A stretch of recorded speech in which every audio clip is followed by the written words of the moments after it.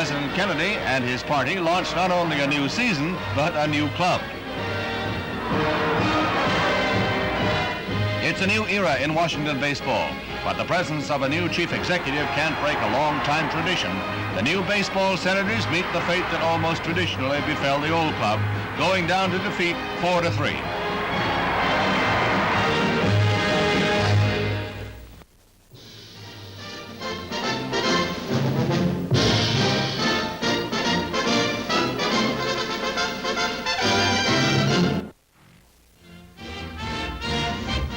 Meet the Giants in Milwaukee, and baseball history is being made by Willie Mays, who faces Lou Burdett in the first inning and promptly smashes his first home run of the day. Only 8 men, including the great Lou Gehrig, have hit 4 home runs in one game. Today, Willie is joining that select circle. The Say-Hey Boy was hitless in this series against the Braves until today, but he bounces back with a vengeance. His round tripper in the fourth is a 400-foot belt. The fences are bending today, for other players are on home run sprees too. Before the game's over, there'll be 10 circuit clubs, including the incomparable Willie's third blast in the 6th. Ball hit with everything behind it.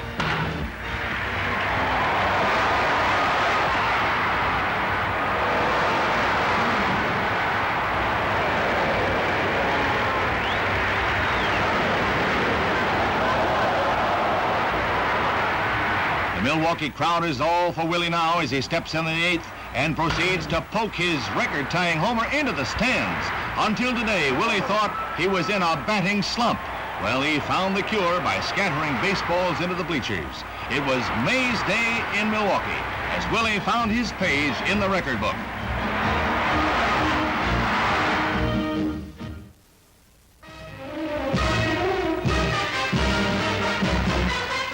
Will he or won't he question is answered by the bat of Roger Maris at New York.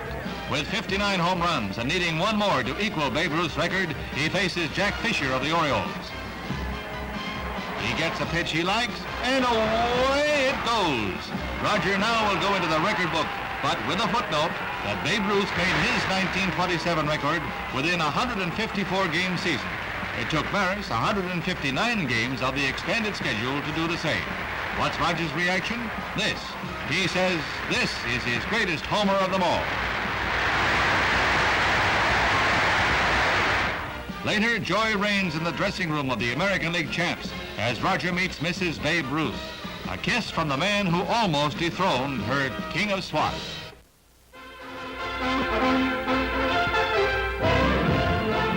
The crowd in Yankee Stadium for the final game of the year is here to cheer not the Yankees, but Roger Maris, who comes through with his 61st homer for a new baseball record. It's a qualified record, however. Babe Ruth set his 1927 record of 60 homers in a shorter season of 154 games. And it took Roger 4 more games to hit 60 and 162 games to hit 61. The baseball commissioner has ruled that Ruth's record stands until someone hits 61 in the same number of games. That ruling does nothing to dull the roar of the crowd today. They won't let Roger alone until he comes out of the dugout and takes a bow. The newest Sultan of Swat, Roger has set a record that will probably stand for many years.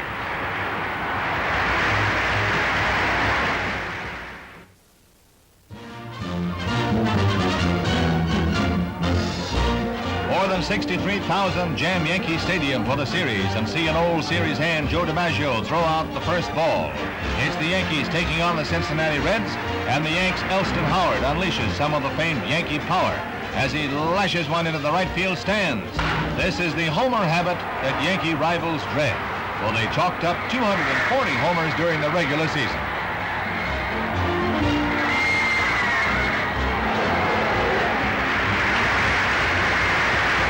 Crowd witnesses another crusher for the Reds. Escaurin faces O'Toole, who feeds him a ball that takes wings to the left field bleachers. The 2 home runs are the sum total of the scoring for today. But remember, there's always tomorrow.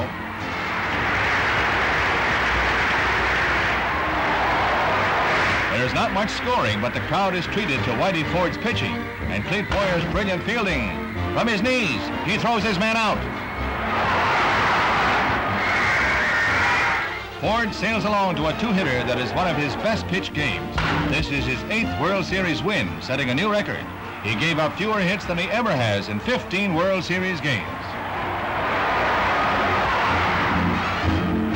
Next day, the Reds sing a new song. This time it's Ralph Terry pitching for the Yankees, and it's Gordy Coleman's bat that rings out with the first sounds of a Red victory as he homers into the right field bleachers. With Frank Robinson on base, that puts Cincinnati ahead 2-0. The Yankees come right back in their half of the fourth as Joey J pitches a juicy one to Berra with Maris on base. Mr. Berra wastes no time in sending it all the way. Special delivery, and the game is tied up 2-2. This homer gives Berra 5 series records, including the most hits. This makes 70.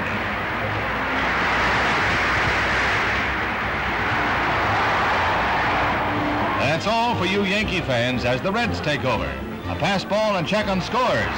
This puts Cincinnati in the lead, and they're never headed. The Yankees have their last chance in the 9th, but pinch hitter Billy Gardner flies out to Casco, and the Reds win 6-2.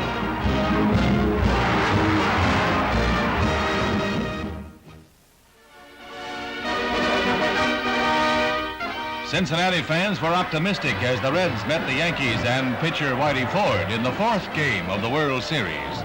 But Whitey and the Bronx Bombers unlimber superb pitching and murderous bats before the sun sinks on a sad Ohio City.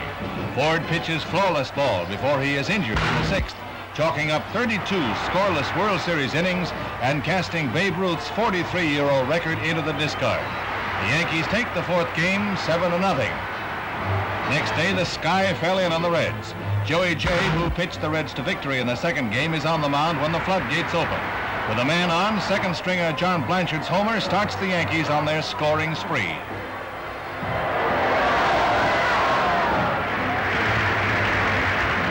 Jay is replaced by Jim Maloney after another run scores, and Hector Lopez promptly sails a triple to the right field corner, and before the 1st inning is over, the Yankees have 5 runs chalked up. Hometown fans see a ray of hope in the 3rd when Frank Robinson, with 2 on, smashes one into the bleachers. This makes it 6-3 and puts the Reds back into the running. But it takes more than optimism to win ball games. The crowd finds out that the Yankees aren't fooling in the very next inning when Lopez adds a homer to his triple, and the Yankees wind up the frame with 5 more runs. In rocking 8 Red pitchers for 15 hits, they rechristen Cincinnati Beltsville on the Ohio. When Bada Pinson flies out for the Reds last out, the Yanks win their 19th World Series. The jubilant New Yorkers were steered to their crown by Ralph Houk in his first year as manager. The Yankees won with their top stars out of action or ineffective. That's fodder for the Hot Stove League.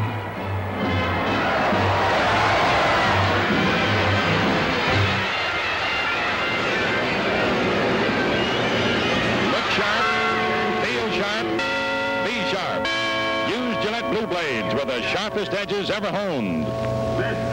Gillette's cavalcade of sports is on the air.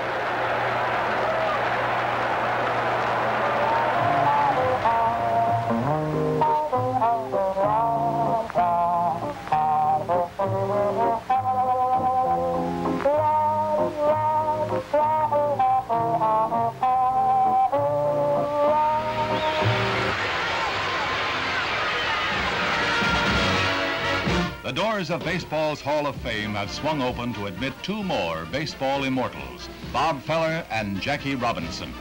Pitcher Feller is a one-time Iowa farm boy who became the greatest pitcher of his day.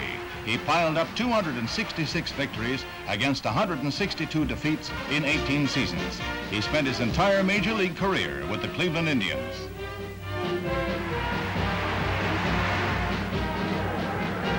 Robinson is the first of his race to be honored with admission to the shrine of the national game. His sure fielding helped carry Brooklyn to 6 World Series with the Yankees. A murderous hitter, Jackie won the National League batting crown in 1949. In his prime, he was the game's most feared base runner. In the World Series opener of 1955, he stole home against Yogi Berra and Whitey Ford.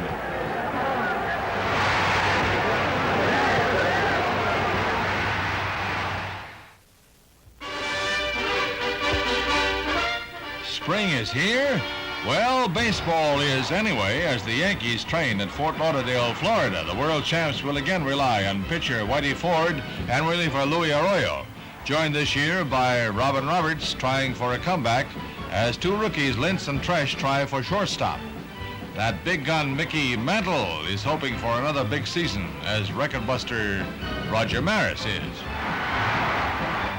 Maris and Mantle, they'll trigger the Yankees' big guns. Speaking of guns, the Colts expect their 45s to speak for them in their first year in the National League 10-team circuit. Coach Harry Kraft and manager Paul Richards are optimistic about their infant club as they keep a weather eye on pitcher Jim Umbricht, who has as a mound mate little Bobby Shantz. Dick Farrell is another pitching hopeful. And the Colts are also relying on men like Jim McDaniel up from Denver, who's also sharp in the field.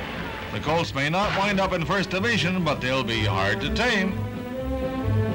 It's 4 years since the Giants reached San Francisco from New York, and despite players like Kuhn, Mays, and the Alou brothers, they still haven't reached pennant heaven.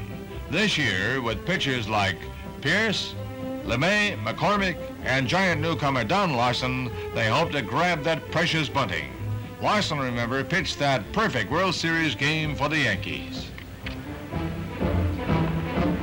Harvey Kuhn hopes for a batting comeback, while the incomparable Willie Mays has no worries.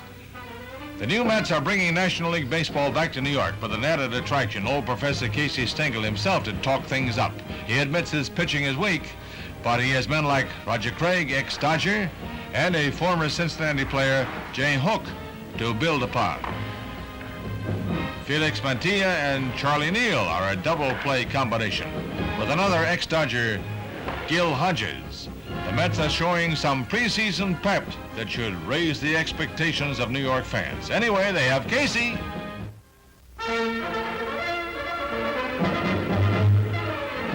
Washington's new $24 million stadium is jammed to capacity for the All-Star game between the National and American Leagues. Included in this mob of nearly 46,000 people is the nation's #1 fan who throws out the first ball.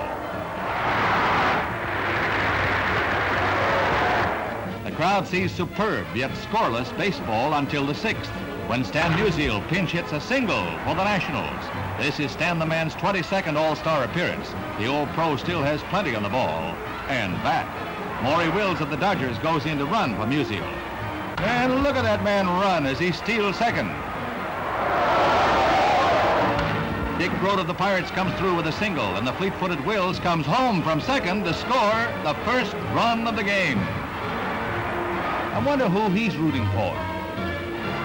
Groat moved to third on a fly ball, and then scores on an infield tap that puts the Nationals ahead, 2-0.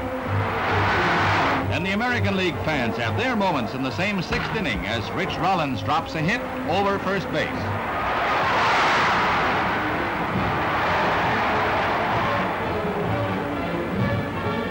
Billy Moran of the Los Angeles Angels follows a long single to left center that sends Rollins to third base. 2 on, Roger Maris coming to bat. Maris smashes one toward the 400-foot mark and runs right into a case of highway robbery.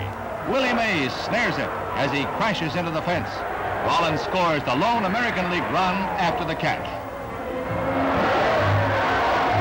Maury Wills again puts the hex sign on the American Leaguers in the 8th. On Jim Davenport's hit, Wills razzle-dazzle draws the throw to second, but he scoots safely into third. No beefs can change the call of safe.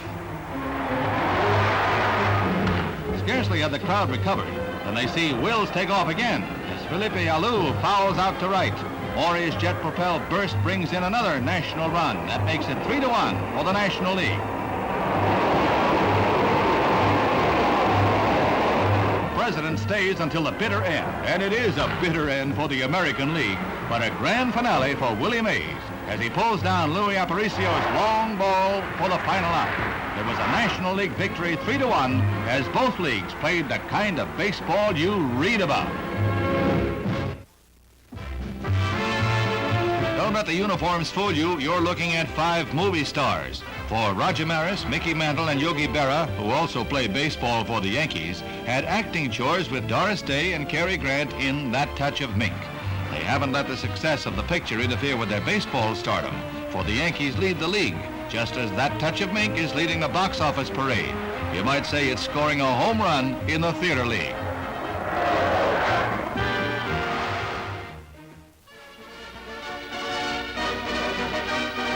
After eliminating the Dodgers in a hair-raising playoff, the Giants take on the Yankees for the World Championship.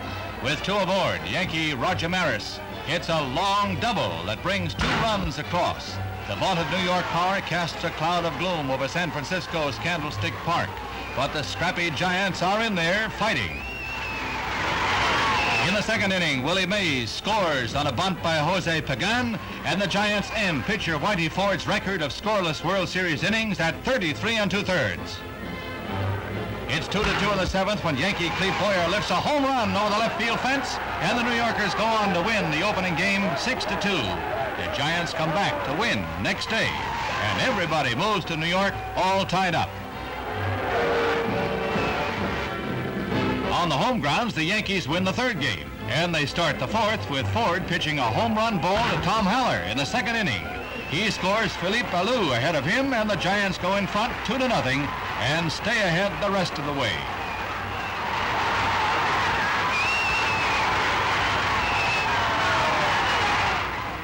The New York crowd has a surprising number of Giant fans who root Matty Alou into second for a pinch hit double.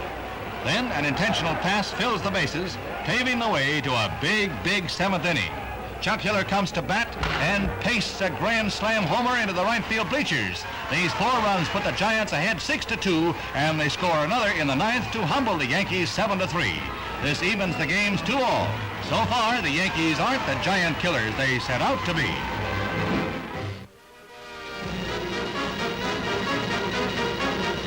$44,000 fans in Candlestick Park for the 7th and final World Series game see the first scoring action in the 5th inning as Yankee Bill Skowron singles.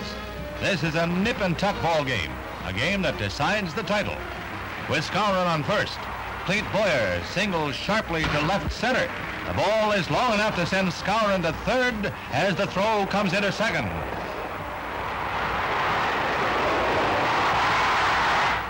Fans see Yankee pitcher Ralph Terry walk and Jack Sanford pitch to Kubik. Skowron scores on the double play ball, and that lone run is destined to be the biggest the Yankees scored all season.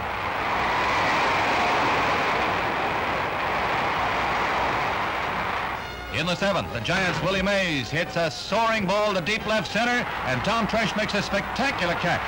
It's a save that keeps the Yankees in front, for Willie McCovey next up smashes a powerhouse into the teeth of the gale that blew all day, and it falls over Mickey Mantle's head for a spectacular triple.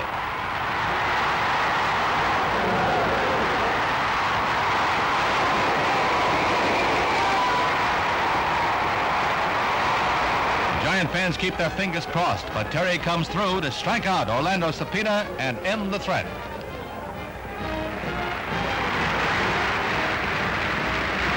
The Giants go down fighting in the 9th as pinch hitter Matty Alou bunts his way on base. Then 2 men strike out, bringing to bat the mighty Willie Mays, San Francisco's last hope. Here is all of the drama and excitement as Terry pitches and Mays smashes a double down the right field line. Only swift work by Roger Maris prevents Alou from crossing with the tying run, but the Giants are still breathing.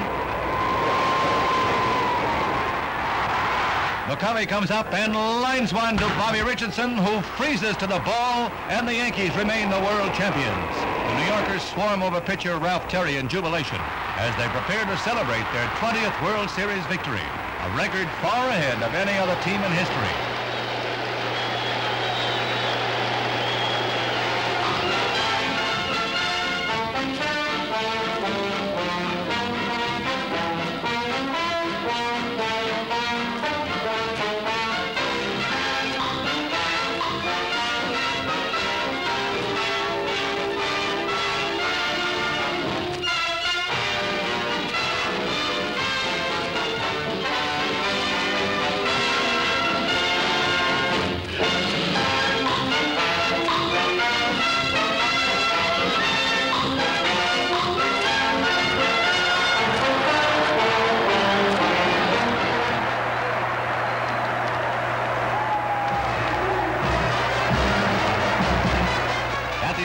game between the American and National Leagues at Cleveland. It proves to be Mays Day in July. After Ken McBride walked Mays, wondrous Willie promptly steals second base to get into scoring position for the first run of the game. Dick Grote singles off McBride, and the ball barely touches the ground before Willie is off for home.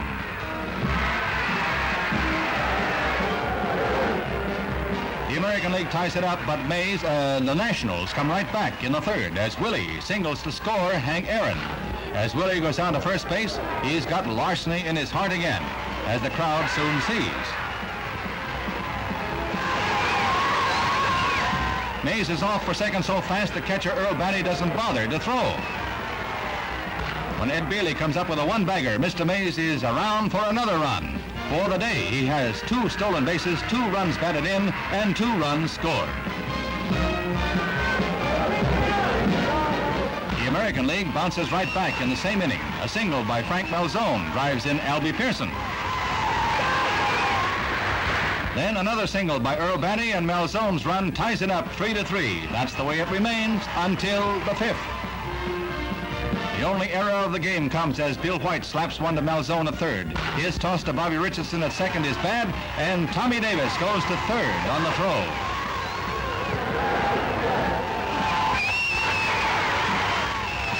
It's that man again, Willie Mays, grounds out to first, but he pushes Davis across, and the National League stays out in front the rest of the day.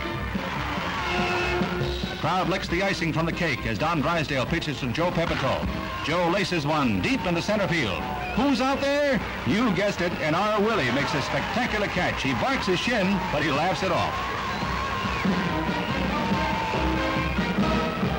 Bobby Richardson ends any American League threat in the 9th when he lines into a double play. The Nats take it 5-3 with a little help from wondrous Willie Mays.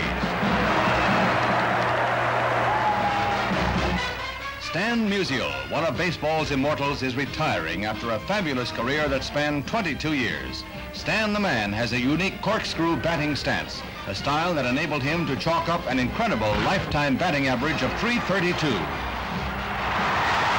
In the field, he is fleet-footed and eagle-eyed. He gives every play all he's got. Circus catches are routine to Stan. At a St. Louis Cardinal picnic, his fellow players are taken by surprise at the announcement. He spent all of his 22 years in big league baseball with the Cards and will now take a front office job. Also moved to tears is Mrs. Musial. The Lil, who cheered his successes, shared his disappointments. When this season closes, baseball fans will no longer thrill to scenes like these. This is but one of 472 home runs Stan hit during his career. The last innings for a man who brought greatness to our national sport. When the cheers fade away, there will always remain fond memories of Stan Musial. Stan, the man.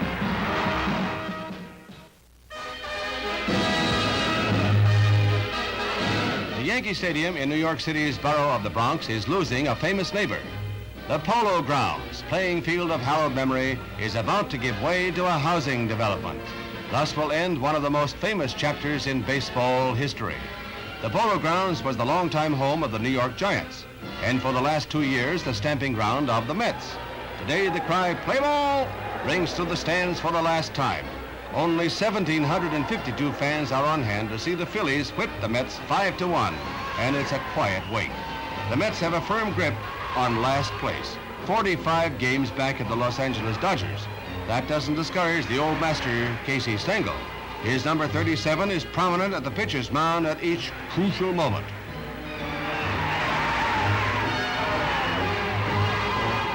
Stengel's Mets may have lost on the base paths, but they won the battle of the box office. This year, they drew 1,080,000 fans at home, and as a double play ends the final game in the 9th, the Mets can find comfort in this fact. In 1963, they drew 150,000 more fans through the turnstiles than they did last year, their first season. Now, except for an occasional football game this fall, crowds will no longer pour into the Polo Grounds. The home of McGraw, Terry Mathewson, is no more. With his wife Edna, Casey says farewell. It seems that the only thing in baseball that goes on forever is old Mars Casey himself.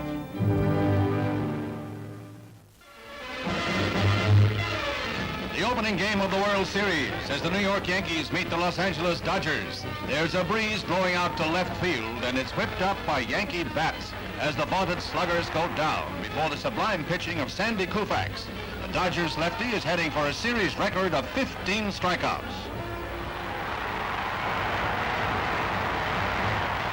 The Yankee power is still, but Dodger bats boom. Frank Howard starts things off with a dandy double that bounces off the wall in center field. The Dodgers are off and running.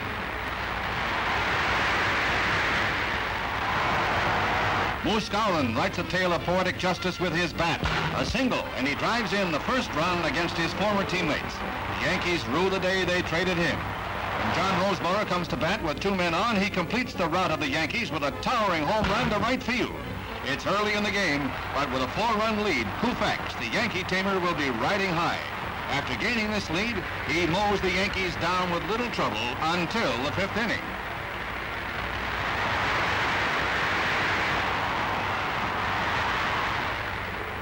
Three quick hits by the Yankees load the bases, but Koufax gets Hector Lopez swinging to end the threat.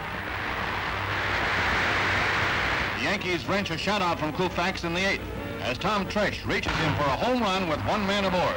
It was the one and only Yankee threat to materialize.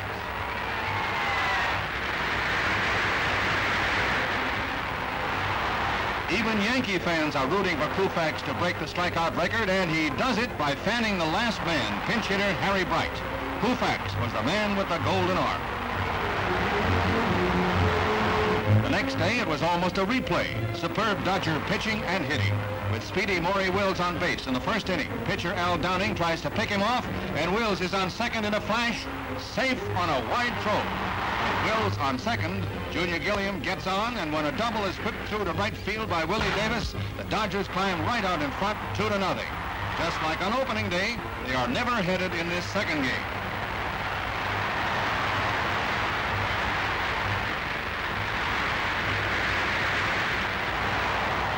Again in this game, Moose Gowron rubs it into his former teammates, this time with an avenging home run. So the Dodgers head west to take on the Yankees on their own home grounds, leading 2-0.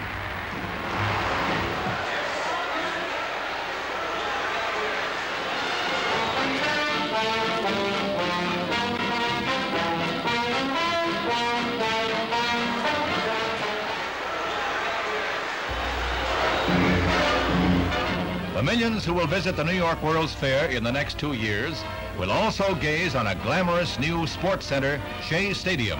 The spanking new park is dedicated by Mayor Robert Wagner and manager Casey Stengel of the New York Mets, who have found a new home. The world champions, the Yankee Slayers, the Wonder Boys are tuning up for another run for the pennant. The Los Angeles Dodgers are getting the kinks out of their arms in Florida, including the million-dollar wings of their pitchers like Johnny Podres.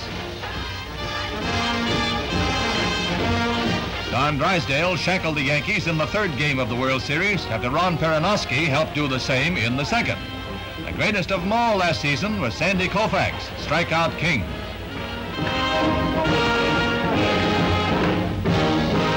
Manager Walt Alston has high hopes for old-timers like third baseman Junior Gilliam. Wally Moon is back again in the outfield. Catcher John Roseborough hopes to improve his .236 average, while Ron Fairley did fairly well at .271. Willie Davis had a good year and a good World Series, but no one topped Tommy Davis, National League batting champ. Will they raise that banner again?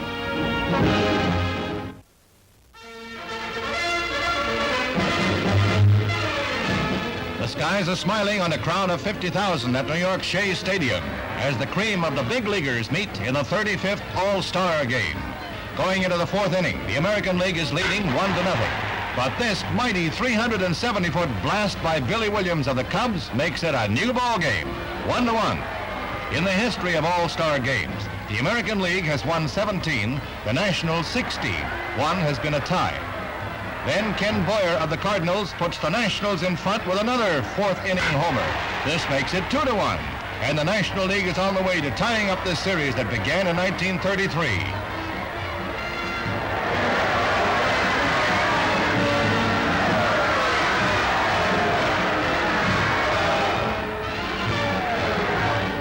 Grote comes through in the next inning with a double that gets by Harmon Killebrew of the Twins, and that sends another national run across as Roberto Clemente of the Pirates makes it 3-1.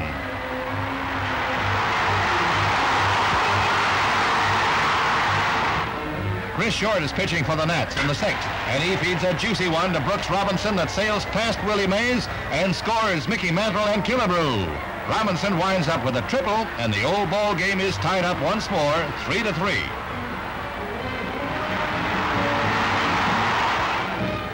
The deadlock is broken the very next inning as Jim Fregosi sacrifices. A long fly to Willie Mays that sends Elston Howard scampering home, 4-3, American League.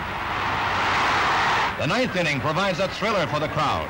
Coming up to bat is Willie Mays, who has been held hitless all day. Everyone is on edge, including Casey Stengel, who is coaching at first, as Willie draws a base on balls. He represents the tying run. There are cries of "Go, Willie, go," and go he does, winding up at second with a stolen base. Orlando Cepeda is at bat, and he comes through with his first all-star hit in 20 tries as a blooper drops in. Mays holds, then runs. When the throw-in bounces over the catcher's head, Willie is off for home, and he ties up the game in a cloud of dust. The crowd has been dished up a cliffhanger, and they love it. There are 2 out and 2 men on base as pitcher Dick Raditz, the Boston Monster, faces Johnny Callison. It's a storybook finish. Callison sends the first pitch soaring into the stands for a 3-run homer. It's all over but the frenzy at home plate as his National League teammates pour out of the dugout to form a welcoming committee for Johnny Callison, the hero of the hour. The scorecards show a 7-4 victory and a million thrills.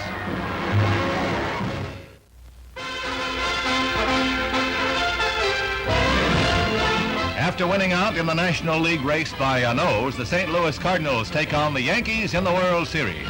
It's Meet Me in St. Louis, as a capacity crowd in Busch Stadium see Yankee pitcher Whitey Ford left go against Ray Sadecki.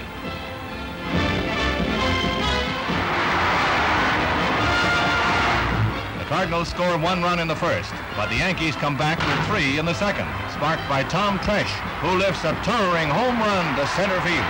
It's in the stands, and he's home free, scoring Elston Howard ahead of him. The Yankees are the betting favorites, but the hometown crowd will never say die. Even when Yankee pitcher Whitey Ford singles home the 3rd run of the inning. That makes it 3-1 Yankees. The Cards have their big inning in the 6th. Mike Shannon gets things rolling with a home run that has the scoreboard reading 4-4 as he sends Ken Boyer home ahead of him. Ironically, Shannon spent a part of this season in the minors because of his weak hitting. Come home, Mike. Always forgiven in St. Louis.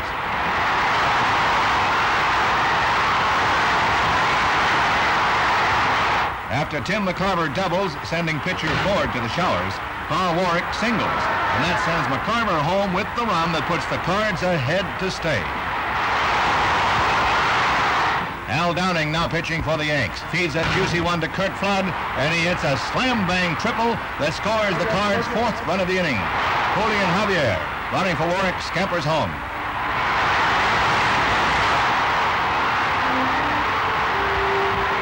In the 8th, the Cards sew it up when Flood singles, sending another run across as Shannon scores. The Redbirds are right in the catbird seat now as Lou Brock comes to bat with men on first and second.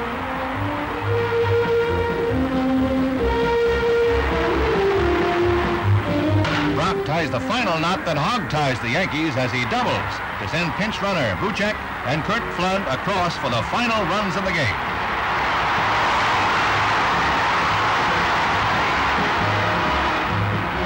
The St. Louis crowd has visions of 4 straight as Yankee Joe Pepitone flies out for the final out. However, the Yankees come back the next day to serve notice that New York is still in the World Series. Whichever way the baseball bounces, this fall's classic is a thriller. The Yankee-Cardinal World Series moves to New York with the games even 1-1. In the 3rd game, Mickey Mantle comes to the plate in the 9th inning and the game tied at 1-1. Mickey writes a finish to the tussle with his mighty bat as he lifts the first pitch into the 3rd tier of seats. The Yanks take the 3rd game and lead the series 2-1. It was a heartbreaker for card pitcher Barney Schultz. He came in for Curt Simmons, pitched 1 ball, and is charged with the loss. In the 4th game at Yankee Stadium, the mighty Bombers grabbed 3 runs in the 1st, and the Cards are scoreless until the 6th, when Ken Boyer blasts one into the stands with the bases loaded. This grand slam puts the Cards in the lead 4-3, and they stay on top to the final out. As Boyo Boyer trots around third, he passes brother Cleet Boyer with a grin. The brothers are both third basemen and good friends outside the park. Game number 5, and the series tied 2-all. The Cards lead 2-0 in the 9th when Yankee Tom Tresh comes to bat with 1 on. It's a replay on the home run story as his lofty drive scores 2 runs to tie it up. As the man says, truth is stranger than fiction, especially in the baseball classic. This is a World Series of the long hit ball and superb pitching. There'll be plenty of fuel for the Hot Stove League in this year's meeting. The tie score no sooner goes on the scoreboard than the fireworks erupt again. This time it's Tim McCarver who homers. A 10th inning blast that sends 2 men home ahead of him and puts the Cardinals in front 5-2. Both teams have made this 5th game a cliffhanger all the way.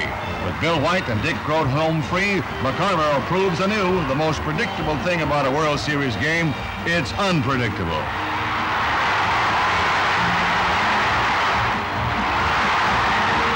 The Yankees make their last stand in the bottom of the 10th inning. With 2 down, a Maris pop fly heading for the stands is snatched by Ken Boyer. And the hero of the Grand Slam homer in the 4th game helps the Cards take another Yankee scalp. Now it's back to St. Louis for the grand finale.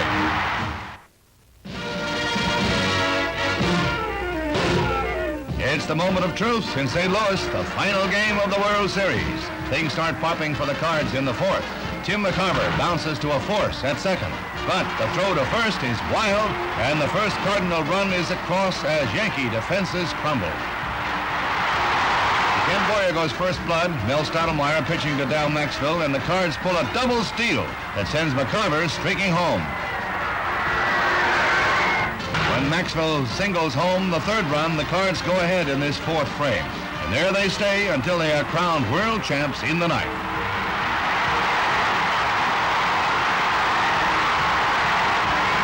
The Yankees attempt a comeback in the 6th as Mickey Mantle hits a home run to the opposite field with 2 men on. This gives the Yankees their first 3 runs, but the St. Louis underdogs still lead 6-3.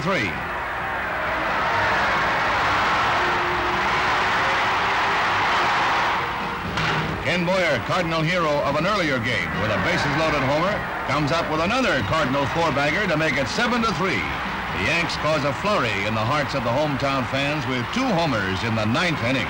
But Bob Gibson bears down on Bobby Richardson. Gibson gets Bobby to pop out, and for the first time since 1946, the St. Louis Cardinals win a World Series, a series that will be replayed time and again through the long, cold winter.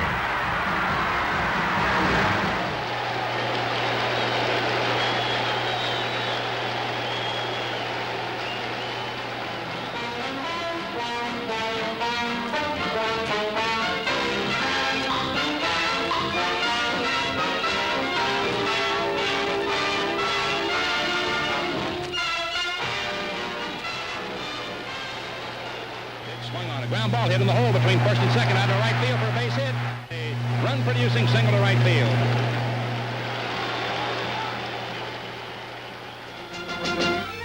The annual Autumn Madness is in full swing in Minneapolis as the American League Twins take on the National League Dodgers, with Vice President Humphrey on hand to throw out the first ball. He's warming up to take over for President Johnson. Mudcat Grant feeds a home run pitch to Dodger Ron Fairley in the 2nd inning. And for a moment, the Dodgers are in front. The National Leaguers are favored. But before this game is over, the Minnesota Twins will have them seeing double. Dodger Don Drysdale doesn't have his stuff today. Don Mincher's home run, also in the 2nd, foreshadows things to come in the very next inning. Mincher's homer makes him the 4th man in history to hit a round tripper in his first World Series. Frank Willise opens the third inning assault on Dodger Drysdale with a hit inside the third base line that he stretches into a double. After Frank's hit, the Twins pitcher, Grant, bunts his way on. So with no one out, up to the plate steps Zolio Vasales, the fire in the shot heard across the northern prairies. A 3-run homer that puts the Twins in front 4-1. From now on in, the Twins could coast home. But this fateful third inning isn't over yet. The dust no sooner settles on the base paths than the Twins put Valdespino, Killebrew, and Mincher on base. This brings up Earl Batty, who strokes it over second base for a single that brings in 2 more runs for the Twins. What they need is a traffic cop on those baselines. That makes it 6-1, and the Twins are hungry for more. Drysdale heads for the showers after this pitch to Quilisi, a single for his second hit of the inning that scores Mincher. That's really your ball game, that third inning. Minnesota scores 1 more run in the 6th, and the Dodgers chalk up 1 in the 9th. But then Grant pours it on to Jim Gilliam, who flies out to end the game, Twins 8, Dodgers 2.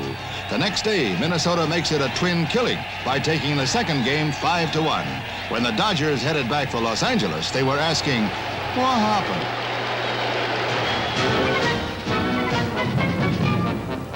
Down to the wire in the World Series. The Minnesota Twins are in their home park facing the Los Angeles Dodgers in the 7th and deciding game. Facing 2, Sandy Koufax, pitching with only 2 days rest and no real curve today, but still the greatest. Here, Zola Vasales goes out swinging. Strikeout victim number 2, Earl Batty. Koufax gets the support he needs in the 4th inning. Lou Johnson's drive hits the screen on the left field foul pole for a home run. Johnson happily applauds himself en route home, a familiar gesture for this 32-year-old veteran who at last plays a starring role in baseball's classic.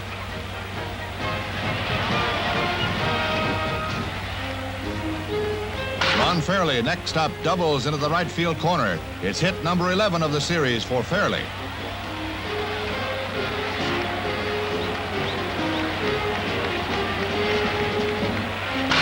Wes Parker swings away just when Minnesota was expecting the sacrifice. Fairley races home with the second Dodger run. The Twins threaten in the 5th. Tying runs are on. 1 out. Vasales the batter. His hard smash inside the third base line is backhanded by Jim Gilliam, who gets the force out. The brilliant save stuns the home crowd. Joe Nossick then grounds into another force out. The score remains 2-0 Dodgers. Bottom of the 9th, 1 out. Harmon Killebrew singles. Koufax had retired 12 straight until this hit, only the 3rd of the game for Minnesota. Koufax has gone to his fastball. Earl Batty strikes out. With 2 down, the batter is Bob Allison.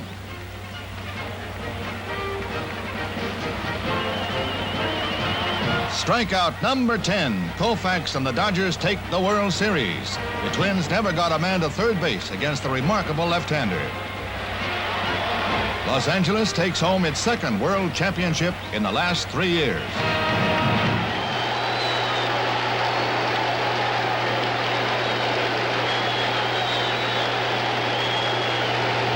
Joe with that classic stance of his, bat cocked up off his right shoulder. On the next pitch, swings and sends a long drive. It stays fair and go all the way. It is going. It is going. It is gone.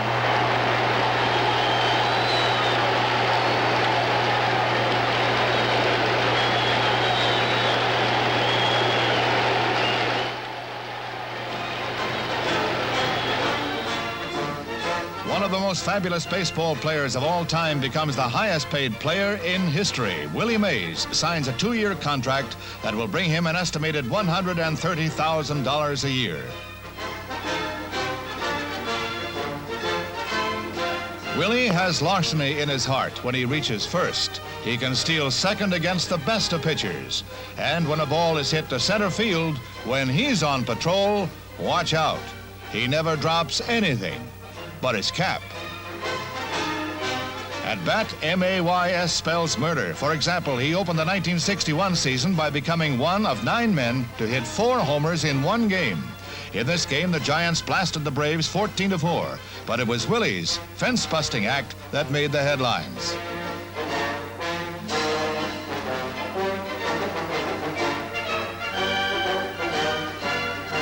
The Smiling Willie has been called one of the greatest natural hitters to come down the pike in decades. Now he has hit the biggest home run in baseball's financial records. No one deserves it more.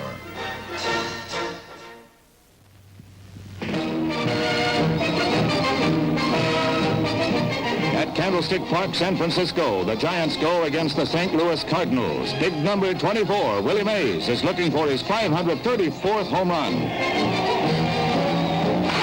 Willie connects in the third inning, sending the ball far over the right field fence. With 534 home runs, he ties Jimmy Foxx for second place on the career home run list. It's his 29th round tripper this season.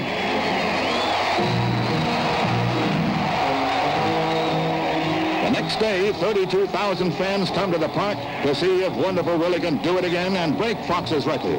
35-year-old Mays hit 52 homers last year and earned the Most Valuable Player award. And Willie ties into a 3-2 pitch off Ray Washburn in the fourth. Drives it over the right field fence as youngsters scramble for the ball. His 535th career home run tops Jimmy Foxx and gives Mays sole possession of second place in total home runs hit. He also becomes the greatest right-handed home run hitter in baseball history. Only Babe Ruth, a lefty with a career total of 714, has blasted more four-baggers than Willie. The crowd gives him a standing ovation. Willie acknowledges the cheers of the fans. The lucky youngster who retrieved the ball exchanges it for an autographed one. This season, Mays has also broken home run records set by Mel Ott and Ted Williams. Say hey indeed.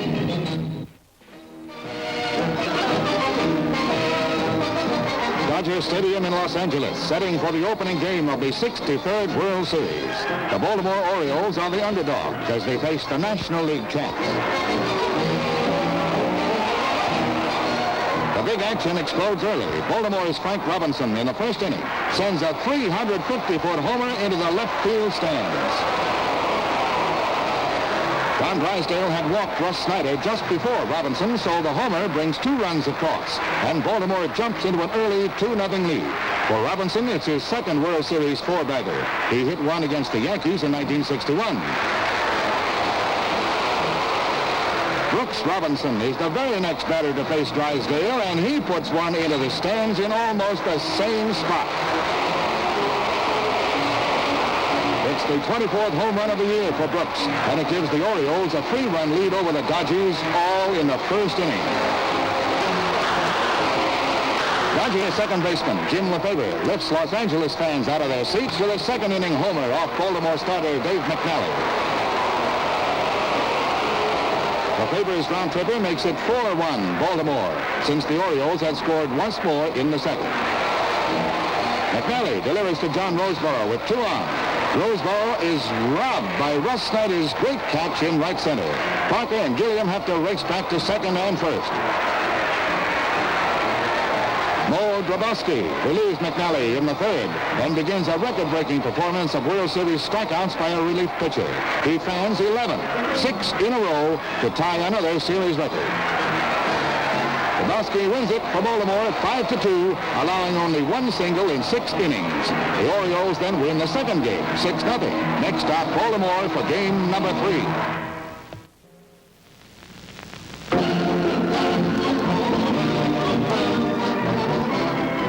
Series spotlight falls on Baltimore as the Orioles bring a 2-game lead over the Dodgers to their home grounds. Baltimore fans are anxious. In the first inning, Dodger Willie Davis leans into a Wally Bunker delivery, sending it deep to left, but Kurt Blefary makes a sensational running catch. Baltimore center fielder Paul Blair breaks up a scoreless game in the 5th as he hammers a home run off Claude Osteen. The ball travels 430 feet into the left field bleachers. Up to this point, Osteen had a 2-hitter, both singles. Blair rounds the bases and is given a hero's ovation as he scores the lone Baltimore run, which ultimately means victory. 2 out. in the ninth. And Lou Johnson struggles to keep Dodger hopes alive. A grounder to Aparicio, who's up with it, over to first for the final out. Baltimore wins 1-0 to make it 3 straight over the Dodgers. Blair's homer and Bunker's 6-hit shutout give Baltimore fans plenty to cheer about. Game number 4 with 1 on, 1 out in the fourth. Tommy Davis hits into a double play. Baltimore's defense and great pitching continue to frustrate Los Angeles. Baltimore right fielder Frank Robinson faces Don Drysdale in the fourth. He connects, and it's gone. Robinson's homer is the second of the series, both off Drysdale. The American League slugger led his league in home runs, batting average, and runs batted in this year. Oriole fans go wild. Also in the fourth, Baltimore's Boog Powell follows Robinson's homer with a smash deep toward the center field fence. Willie Davis goes way back and up, making a brilliant catch.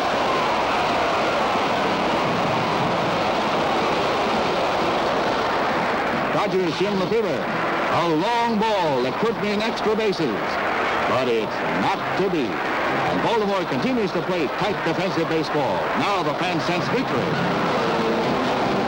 Dave McNally pitches to Al Ferrara in the ninth.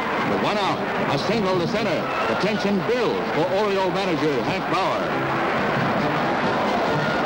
Now with 2 out, 2 on, Lou Johnson hits a high fly to center field. Paul Blair is under it, and he makes the put out. Baltimore wins 1-0, sweeping the series in 4 straight over the Dodgers. McNally's 4-hitter and Frank Robinson's home run bring World Series victory to Baltimore. It's a fitting climax for the high-flying Orioles.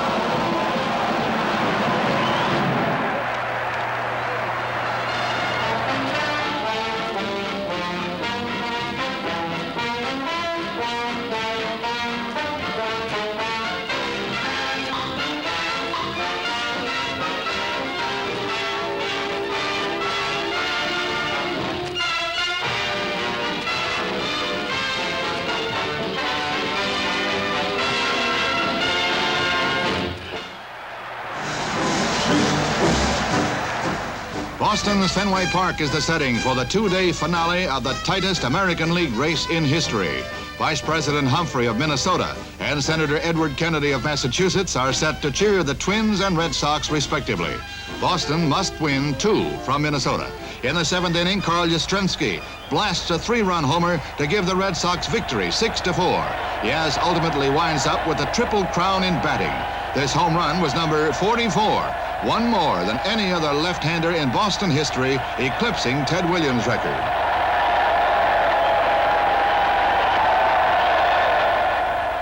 With the Red Sox, Twins, and Tigers in a virtual tie for the pennant, 1 more Boston victory coupled with 1 Detroit loss would bring the bunting to Beantown and its fans.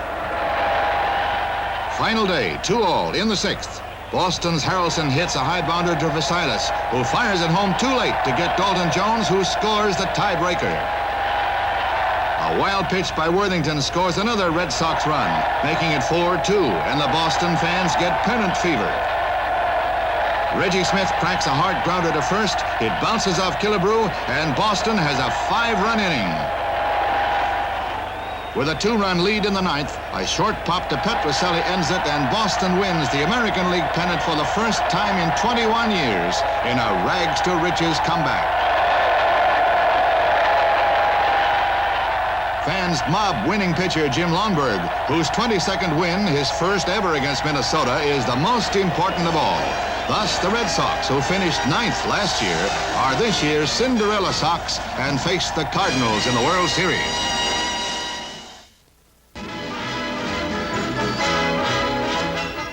Series opener, Red Sox against the Cardinals, and in the 3rd inning, Redbird Lou Brock gets his second of 4 hits to equal a series record. At this point, it was a scoreless tie.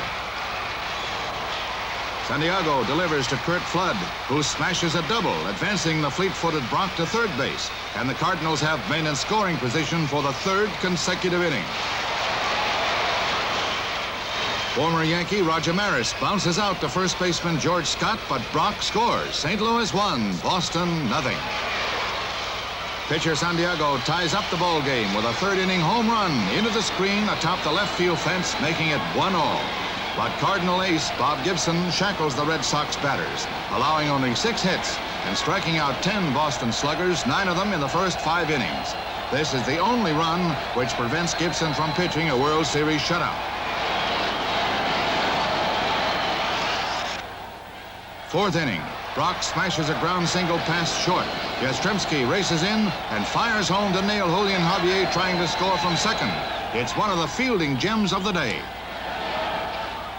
Brock singles to open the 7th, then steals second for the 2nd time in the game.